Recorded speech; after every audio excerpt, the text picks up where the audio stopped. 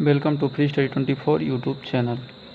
आज हम पढ़ने वाले हैं क्लास 11th के रसायन विज्ञान में। बहुत ही महत्वपूर्ण टॉपिक है आज का, क्योंकि यह हर एग्ज़ाम में पूछता है। कोई भी एग्ज़ाम आप देंगे उसमें सभी एग्ज़ाम में लगभग पूछता है।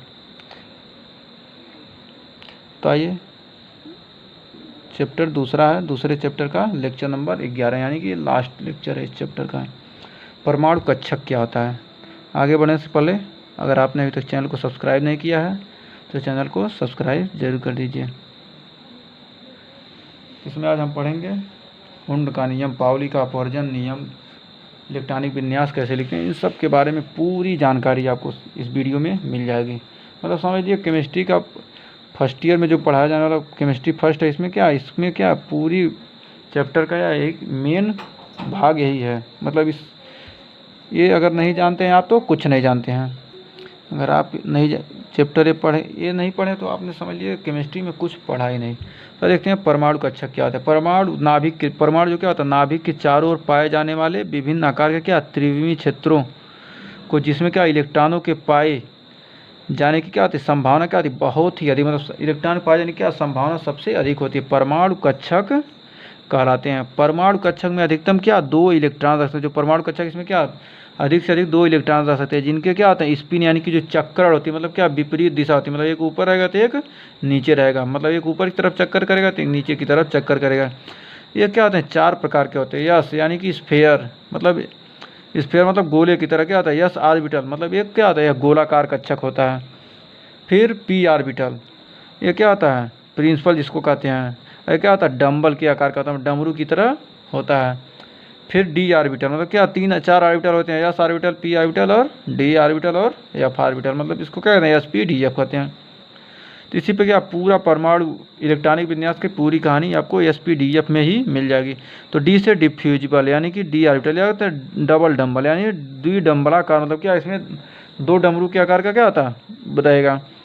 फिर एफ, यानी कि फंडामेंटल एफ ऑर्बिटल, यह कहता है 3 डम्बलाकार, मतलब 3 डम्बल होगा, लेकिन क्या आ जाएगा कॉम्प्लेक्स हो जाएगा। 1 से 2 हुआ, 2 से 3 हुआ तो क्या आ गया जटिल हो गया। मतलब क्या कहता है यह कॉम्प्लेक्स होता है। फिर मॉडर्न एटॉमिक मॉडल, मतलब आधुनिक परमाणु मॉडल क्या था। इस मॉडल के तहत हम क्या क्या जान सकते हैं। श्रोडिंगर साहब ने क्या किया, 1926 में इलेक्ट्रॉनों के तरंग प्रकृति के आधार पर आधुनिक परमाणु मॉडल किया प्रस्तुत किया। इनके अनुसार परमाणु होता है 2 भागों से मिलकर बना होता है, धनावेशित नाभिक और नाभिक के चारों ओर पाए जाने वाले विभिन्न आकार के त्रिविमीय क्षेत्र होते हैं। मतलब 3 विमाओं से घिरे हुए होते हैं क्षेत्र होते हैं। फिर दूसरा पॉइंट दिया कि त्रिविमीय क्षेत्रों को परमाणु कक्षक, मतलब जो 3 विमाओं से घिरे हुए क्षेत्र उसे परमाणु कक्षक यानी कि एस पी डी एफ कहते हैं। होते हैं 4 प्रकार के होते हैं। प्रत्येक कक्षक के अधिकतम 2 इलेक्ट्रॉन रखते हैं। मतलब प्रत्येक कक्षक में क्या कर सकते हैं, 2 इलेक्ट्रॉन रह सकते हैं। और इनके स्पिन होते हैं विपरीत दिश होते हैं, मतलब एक दूसरे के हैं विपरीत होते हैं। कक्षकों से उपकोष और उपकोषों से कोष का होता है निर्माण होता है। तो उपकोष कितने प्रकार के होते हैं, तो उपकोष भी 4 प्रकार के होते हैं। यस सबसेल में 1 एस कक्षक, और पी सबसेल में 3 पी कक्षक, यानी कि 3 पी कक्षक होंगे। और डी सबसेल में 5 डी कक्षक होंगे। 1 2 3 1 2 3 4 5 डी कक्षक हो गए। फिर यस उपकोष में 7 एफ कक्षक होंगे। 1 2 3 4 5 6 7 एफ कक्षक होंगे। प्रत्येक में 2 इलेक्ट्रॉन रहेंगे। और जब भी भरेगा एक एक करके भरेगा, फिर यहाँ से 2 2 भरेंगे, फिर 2 से अधिक भरेंगे नहीं। उपकोषों की क्रम संख्या होती है, कोष के क्रम के आते हैं बराबर होती है। मतलब उपकोष की जो क्रम संख्या होगी कोष के क्रम के बराबर होगी। और कोषों में कक्षकों की संख्या कोषों की वर्ग संख्या के क्रम के बराबर। कोषों में जो कक्षकों की संख्या होगी होगी, जो कोष है उसमें वर्ग के क्रम के होती है बराबर होगी, तथा इलेक्ट्रॉन की संख्या होगी 2 गुनी होगी। यदि सेल मतलब सेल कक्षक है 1 है, तो सब सेल मतलब उप कक्षक आ जाएगा 1 होगा। और ऑर्बिटल मतलब कक्षक, कोष, उपकोष और कक्षक। सेल मतलब कोष n बराबर 1 है तो 1 कोष है। उपकोष उसी के बराबर होगा, l बराबर n। तो ऑर्बिटल कक्षक यानी कक्षक आ गए यानी स्क्वायर होंगे। फिर यदि n बराबर 2 तो l बराबर 2। फिर n स्क्वायर 4 हो जाएगा। आर कक्षक कितने हो जाएंगे? 4 हो जाएंगे।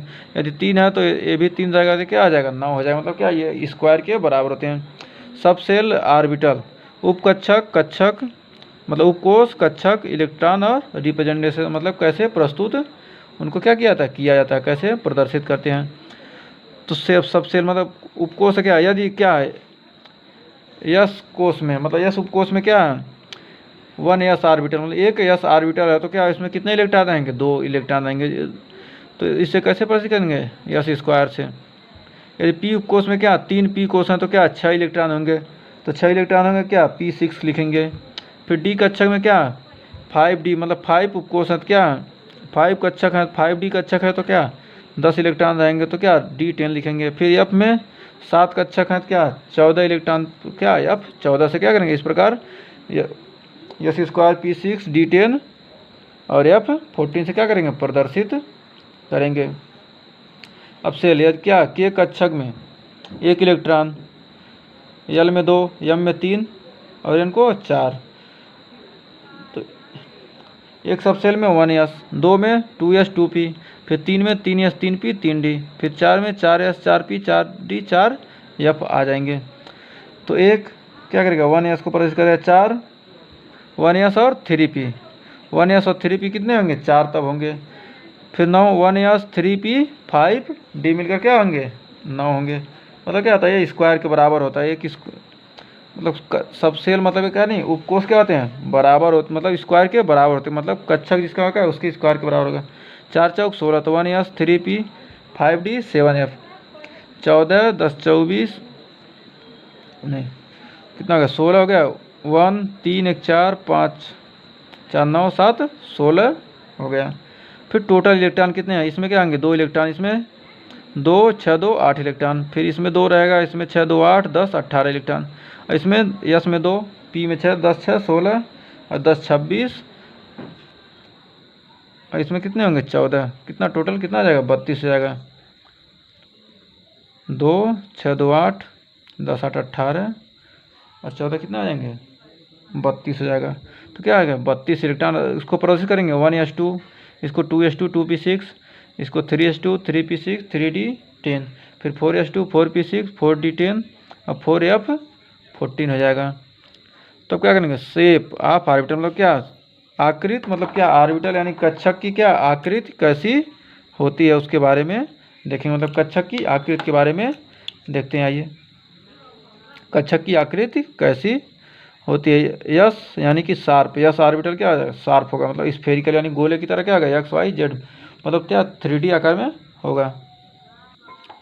फिर पी ऑर्बिटल यानी कि प्रिंसिपल, प्रिंसिपल क्या आएंगे? इसमें क्या आएगा? ये डम्बल के आकार का होता है। डम्बल के आकार होगा क्या? एक्स, ये पी एक्स को ऐसे प्रदर्शित करेंगे, पी वाई पी जेड, ये सब क्या है? ये सब सीधे दिखाई नहीं देते। मतलब इसको क्या किया एक्सपेरिमेंट के द्वारा क्या किया? इसकी आकृति को क्या किया पता किया गया है। फिर डी की कैसी होगी?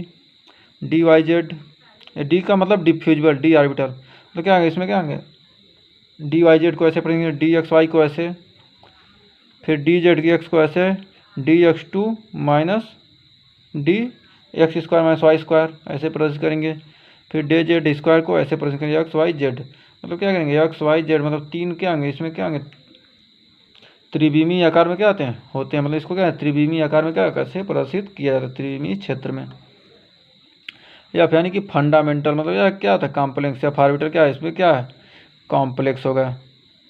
X y z, f cube, f y cube, f z cube, f x x square minus Y square, फिर f y z square minus x square, f z x square minus Y square, f x y z. मतलब इसको प्रदर्शित करना क्या होता है? बहुत ही कठिन होता है 3D इमेज मतलब। आइए आगे देखते हैं। ये तो सिर्फ रिप्रेजेंटेशन था और जिसका इंतज़ार था वो आ गया, क्वांटम नंबर। इसी का हम लोग इंतज़ार कर रहे थे, इसी के बारे में पढ़ा। क्वांटम नंबर क्या था? जिन संख्या के द्वारा क्या परमाणुओं में इलेक्ट्रॉनों की स्थिति एवं ऊर्जा का क्या किया जाता है? वर्णन किया जाता है। क्वांटम संख्याएं कहलाती हैं। कितने प्रकार की होती हैं? 4 प्रकार की। मतलब क्वांटम संख्या क्या कर सकते हैं? किसी भी इलेक्ट्रॉन की स्थिति ऊर्जा का क्या किया जाता है? वर्णन कर सकते हैं। ये 4 प्रकार के होते हैं। पहला प्रिंसिपल क्वांटम संख्या, इसे मुख्य क्वांटम संख्या कहते हैं। दूसरा है अजीमुथल, तीसरा है चुंबकीय क्वांटम संख्या, स्पिन क्वांटम संख्या, इन सब के बारे में पढ़ेंगे। तो आइए पहले मुख्य क्वांटम संख्या के बारे में देखते हैं। मुख्य क्वांटम संख्या क्या है? जिन संख्याओं द्वारा क्या किया जाता है, परमाणुओं में इलेक्ट्रॉनों के मुख्य कोष या मुख्य ऊर्जा स्तर को क्या कहते हैं, प्रदर्शित किया जाता है, उन्हें क्या कहते हैं, मुख्य क्वांटम संख्या कहते हैं। इसके द्वारा क्या कहता है, मुख्य कोष के मुख्य ऊर्जा स्तर को क्या कहते हैं, प्रदर्शित किया जाता है। इसे किससे लिखते हैं? इसे n से लिखते हैं। तो इसका मान क्या, 0 के अतिरिक्त धन पूर्णांक संख्या हो सकती है। 1 2 3 4 5 6 7 8, मतलब 0 को छोड़कर क्या सभी धन पूर्णांक हो सकते हैं। इसके द्वारा कोष के क्या आकृति का क्या किया जाता है, निर्धारण किया जाता है, मतलब आकृति कैसी होगी कोष की। और फिर दूसरा एजीमुथल क्वांटम नंबर, यानी कि द्विगंशी क्वांटम संख्या। जिन संख्या द्वारा क्या परमाणुओं में इलेक्ट्रॉनों के उपकोष या उप ऊर्जा स्तर को क्या किया जाता है, प्रदर्शित किया जाता है, उसे क्या कहते हैं, द्विगंशी क्वांटम संख्या कहते हैं। इसे किससे लिखते हैं? इसे यल से प्रदर्शित किया जाता है। इसके द्वारा क्या किया जाता है, परमाणु के इलेक्ट्रॉन के उपकोष या उप ऊर्जा स्तर का क्या जाता है, प्रदर्शित किया जाता है। किसी यन हेतु, मतलब कोई संख्या क्या है, यन हेतु यल के संभावित मान क्या यन होंगे, मतलब यल के जितने भी मान होंगे यन के बराबर के, मतलब मुख्य क्वांटम संख्या का मान क्या होगा, द्विगंशी क्वांटम संख्या का मान क्या होगा, मुख्य क्वांटम संख्या के बराबर, मतलब जितनी मुख्य क्वांटम संख्या का मान है उतना आ गया द्विगंशी, यल बराबर यन होता है। तो यल के कुल मान क्या 0 से n-1 तक प्रदर्शित किए, तो मतलब द्विगंशी क्वांटम संख्या क्या यल बराबर क्या होता है, यल से प्रदर्शित करते हैं। इसे यल का मान क्या होता है, 0 से लेकर n-1 तक होता है। यदि n बराबर 4 तो यल बराबर भी, मतलब संख्या दोनों की 4 होगी, लेकिन क्या होगा 0 1 2 3 होगा। यल का मान कितना 0 1 2 3, 0 से लेकर n-1, 4 में से घटा 3 तक हो गए। और सबसे क्या प्रदर्शित करेंगे, s बराबर 0, p बराबर 1, d बराबर 2, f बराबर 3। तो यल का मान क्या आता है, s के लिए 0, p के लिए 1, d के लिए 2, f के लिए 3 होता है। यल के द्वारा क्या उपकोष ऑर्बिटल की आकृति को क्या किया जाता है, निर्धारित किया जाता है। तीसरा है चुंबकीय क्वांटम संख्या, मैग्नेटिक क्वांटम नंबर जिसे कहते हैं। जिन संख्याओं द्वारा क्या कहता है, परमाणुओं में इलेक्ट्रॉनों के कक्षकों को क्या कहता है, प्रदर्शित किया जाता है, उन्हें क्या कहते हैं, चुंबकीय क्वांटम संख्या कहते हैं। इसे क्या कर सकते हैं, m से लिखते हैं। किसी यल के लिए, मतलब कोई भी क्या किसी यल के लिए, मतलब क्या द्विगंशी क्वांटम संख्या के लिए क्या m के मान क्या 2l+1 होगा, मतलब m का मान क्या 2l+1, 2 से गुणा कर देंगे l में और एक जोड़ देंगे तो क्या है, उसके मान उतने हो जाएंगे। यानी कि कुल संभावित मान क्या -l से +l तक होता है। जो चुंबकीय क्वांटम संख्या का मान क्या होता है, m बराबर -l से +l तक होता है। यदि l बराबर 2 है तो m का मान कितना है 2l+, यानी कि 5 मान होंगे, यानी कि -2 -1 0 1 2, मतलब l से क्या -l से +l के बीच में होगा। m के द्वारा क्या कहता है, कक्षकों के अभिविन्यास को क्या कहता है, प्रदर्शित करता है, मतलब कैसा कक्षक है, उसकी निर्माण अवस्था कैसी है, मतलब कैसे बना हुआ है। फिर चक्रण क्वांटम संख्या, यानी कि स्पिन क्वांटम संख्या क्या होती है। स्पिन क्वांटम संख्या को क्या कहते हैं, जिन संख्याओं द्वारा क्या कहता है, परमाणुओं के इलेक्ट्रॉन के स्पिन को, मतलब क्या उसके चक्रण को क्या कहता है, प्रदर्शित किया था, मतलब कैसे गति घूम रहा है, तो उसने क्या कहेंगे, स्पिन क्वांटम संख्या कहते हैं। इसे किससे प्रदर्शित करते हैं, इसे यश से प्रदर्शित करते हैं। किसी यम के लिए, मतलब कोई भी संख्या यम है, मतलब यम के लिए क्या चुंबकीय क्वांटम संख्या के लिए इसका मान क्या होता है, +-1/2 होगा। यदि कोई यम का एक संख्या मान क्या +-1/2 के बराबर होगा। प्लस व माइनस इलेक्ट्रॉन के विपरीत दिश चक्रण का क्या कहते हैं, बोध करते हैं। प्लस व माइनस क्या करते हैं, इलेक्ट्रॉन के विपरीत, मतलब उसके गति के क्या विपरीत दिशा को गति को क्या करते हैं, प्रदर्शित करते हैं। यदि किसी यन हेतु यल बराबर यन, यम बराबर n स्क्वायर और यस बराबर क्या 2n² के बराबर होता है। आइए देखते हैं। तो यदि n बराबर 4 है तो क्या n बराबर 4 है तो यल का मान कितना होगा 0 1 2 3 होगा, तो n-1 होता है। तो और m के मान क्या होंगे, 0 के लिए m का मान 0 और s का मान +-1/2। फिर 1 के लिए माइनस क्या आता है, m का मान -l से +l तक, -1 0 1, -1 के लिए +-1/2, 0 के लिए +-1/2 और 1 के लिए भी +-1/2 होगा। फिर 2 के लिए -2 से -+2 तक, -2 -1 0 1 2, प्रत्येक के लिए क्या +-1/2, इसके लिए +-1/2, इसके लिए भी +-1/2, इसके लिए +-1/2, इसके लिए भी क्या +-1/2। फिर टोटल मान कितना होंगे, यस बराबर क्या 32 मान होंगे। देखिए 1 2 3 4 5 6 7 8 9 10 11 12 13 14 15 16 हो गया। तो प्लस माइनस के साथ है ना, 16 दूना 32। तो क्या आ गया, यम एस का मान 32 हमको मिल गया, एम का मान 16। देख लिए 1 2 3 4 5 6 7 8 9 10 11 12 13 14 15 16। ये 3 के लिए क्या, -3 माइनस यल से, यल का मान 3 है तो माइनस यल से प्लस यल तक, मतलब -3 -2 -1 0 1 2 3, मतलब क्या है माइनस यल से प्लस यल तक हमको क्या है मान प्राप्त हो गया। इस प्रकार क्या ये प्रूफ हो गया, n बराबर 4, n बराबर 4 था तो l बराबर 4 मान मिल गया, 2 2 4। फिर m बराबर 16 मिल गया और s बराबर 32। क्या आ गया, इससे क्या कर सकते हैं, यह प्रूफ हो गया। मतलब क्या, l बराबर n, m बराबर n स्क्वायर 4 चौक 16 और s बराबर 2n स्क्वायर। क्या आ गया, प्रूफ हो गया ना इससे।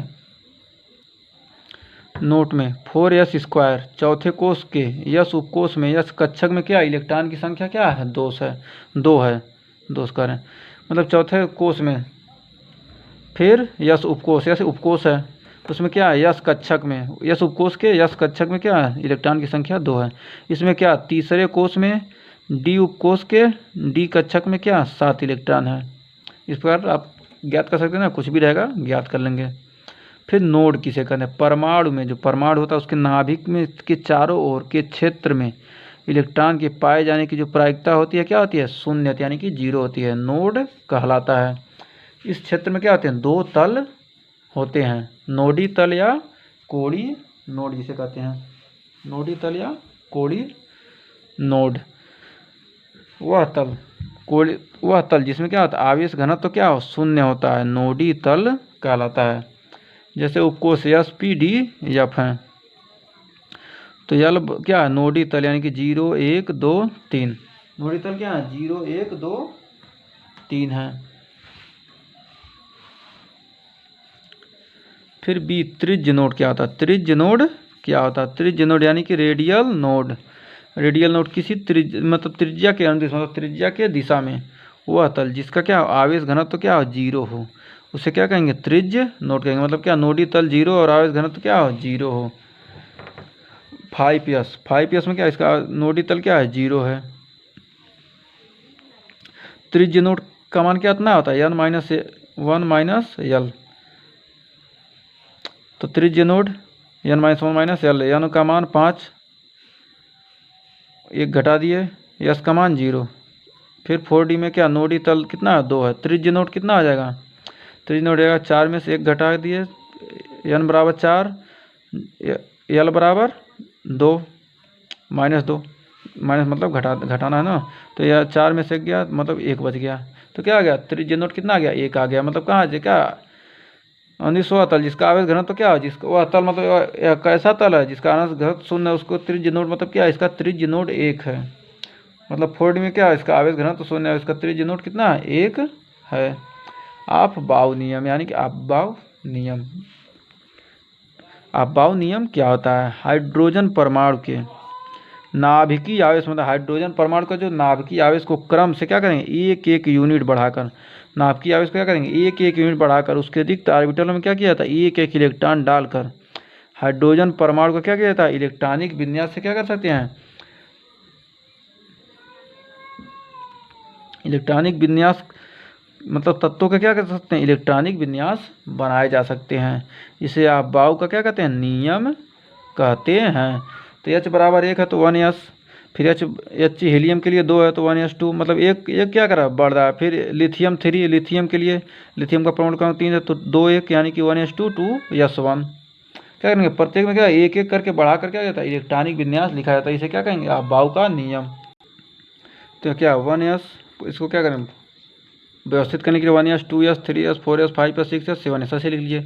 फिर 2p 3p 4p 5p 6p, फिर 3d मतलब 3 के सामने 3d 4d 5d 6d मतलब क्या है इसको 7 तक, दूसरे को 2 से 6 तक, फिर तीसरे को 3 से 6 तक, फिर दूसरे को 4 से 5 तक मतलब ऐसे करेंगे। और क्या करेंगे ऐसे ले जाएंगे ऐसे ऐसे ऐसे क्या करेंगे ऐसे घुमाते हुए बना लेंगे, ऐसे घुमाते हुए बना लेंगे। मतलब क्या इधर से इधर चलेंगे, फिर इधर से, फिर पीछे से, फिर आगे, फिर पीछे से आगे, पीछे से आगे, पीछे से आगे, ऐसे करेंगे ऐसे यहाँ तक पहुँच जाएंगे। तो इसको क्या कर सकते हैं इंक्रीजिंग आर्डर में कैसे लिखते हैं ऐसे पढ़ेंगे 1s2 2s2 2p6 3s2 3p 3p 4p 3d 4p 5p 4d 5p 6s 4f 5d 6p 7s 5f6d। इस प्रकार से क्या करेंगे, इसको भरेंगे।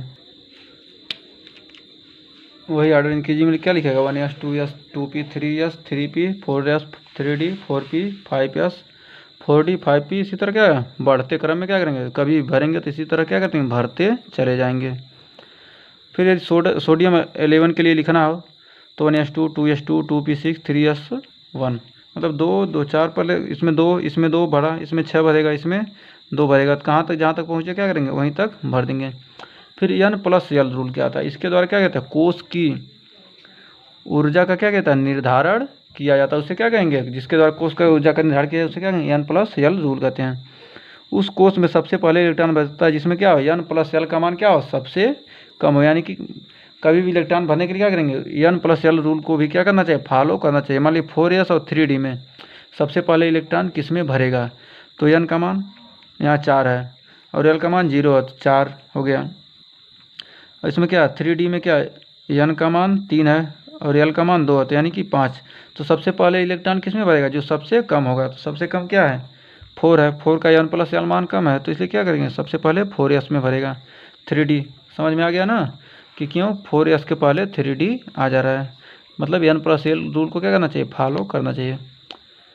फिर इसी प्रकार था इलेक्ट्रॉन 4s में भरेगा। फिर दूसरे यदि क्या हो, N+L का मान बराबर हो जाए, मतलब आप कहेंगे कि कहीं बराबर दोनों हो गए, तब के लिए वो भी नियम है। N+L मान बराबर होने पर उसमें भरेगा जिसमें क्या हो, N का मान कम हो। तो आइए देखते हैं इसके लिए। यदि N+L का मान क्या हो, बराबर हो, तब किस में भरेगा, जिसमें सबसे पहले सबसे कम होगा, मतलब N का मान। तो N+6x 5p और 4d में सबसे पहले किस में भरेगा, तो इसमें क्या है, N+L, N बराबर 6 L बराबर 0, फिर N बराबर 5 L बराबर 1 5 1 6, फिर N बराबर 4 L बराबर 2, 4 2 6, मतलब क्या एक सभी में N+L का मान क्या हो गया, बराबर हो गया।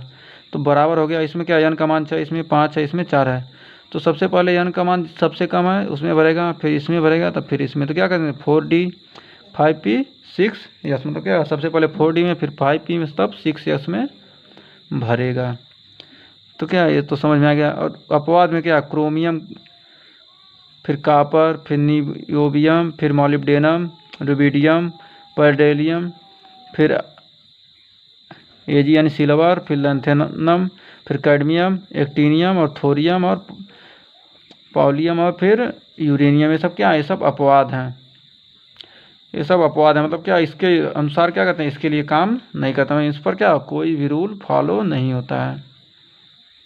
फिर लॉ ऑफ हुंड, हुंड का नियम क्या कहता है, हुंड का नियम क्या है, जहाँ तक संभव हो, मतलब जहाँ तक संभव होता है किसी उपकोष के रिक्त ऑर्बिटलों के अयुग्मित इलेक्ट्रॉनों की संख्या क्या होती है, अधिकतम होती है, तथा इलेक्ट्रॉन की स्पिन क्या होती है, समदिश यानी कि समान दिशा में होती है। इसे क्या कहते हैं, हुंड का नियम कहते हैं। तो N7 है, मतलब क्या इसमें सबसे पहले एक इलेक्ट्रॉन भरे, फिर 2 है, तो फिर 2s2 है, फिर इसमें पहले एक भरेंगे, फिर 2 दूसरा भरेंगे, तो क्या 3p3 में यदि क्या इसमें 3 कक्षक होते हैं, 3 होंगे, तो क्या पहले सबसे पहले क्या एक एक भर लेंगे, जब तीनों में भर जाएगा, यदि उससे अधिक दर्शाना है, यदि कि यहाँ 4 रहता है, यदि 4 रहता तो क्या करते हैं, यहाँ से शुरू करते, फिर यहाँ से, तब फिर यहाँ से, ऐसे बढ़ते, मतलब क्या इसमें क्या कर रहा है, जहाँ तक संभव हो रिक्त ऑर्बिटलों की अयुग्मित इलेक्ट्रॉनों की संख्या क्या होती है, अधिकतम होगी, और क्या होंगे, सभी के स्पिन क्या होंगे, समान दिशा में होंगे, इसीलिए किसे क्या कहते हैं, हुंड का नियम। मतलब इलेक्ट्रॉन क्या होते हैं, हुंड के नियम के अनुसार भरे जाते हैं। तो जो अपवाद वाले दिए हैं इन सब के पर इलेक्ट्रॉनिक विन्यास हम एक वीडियो में सभी तत्वों का लगभग 20 30 40 50 तत्वों का हम इलेक्ट्रॉनिक विन्यास आपको वीडियो में दे देंगे अलग से, क्योंकि इसमें बता देंगे वीडियो बहुत लंबा हो जाएगा, वैसे भी वीडियो लंबा हो ही रहा है।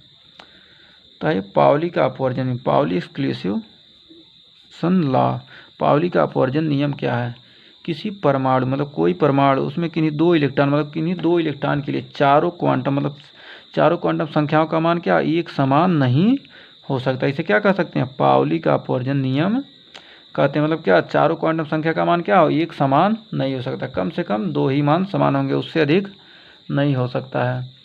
इसे क्या कहेंगे, पाउली अपवर्जन नियम कहते हैं। N7 के लिए 1s2 फिर 2s2 फिर क्या N बराबर +1 से -1 तक, -1 0 1, फिर ये प्रथम इलेक्ट्रॉन है, प्रथम इलेक्ट्रॉन इसके प्रथम इलेक्ट्रॉन के लिए क्या n बराबर 1, n बराबर क्या है 1 है, n बराबर 1, l बराबर 0, s के लिए क्या l का मान 0 होता है, फिर m बराबर 0, फिर s बराबर 1/2, पहला तो प्लस होगा, फिर n बराबर 1 के लिए s, फिर l बराबर 0 होगा ही, m बराबर 0 होगा, फिर s बराबर -1/2, प्लस माइनस, फिर प्लस 1/2 -1/2, प्लस 1/2 -1/2, फिर n बराबर 2 है तो l बराबर s के लिए 0 ही होता है, m के लिए फिर 0, s l 0 तो m 0, फिर s बराबर 1/2 हो जाएगा।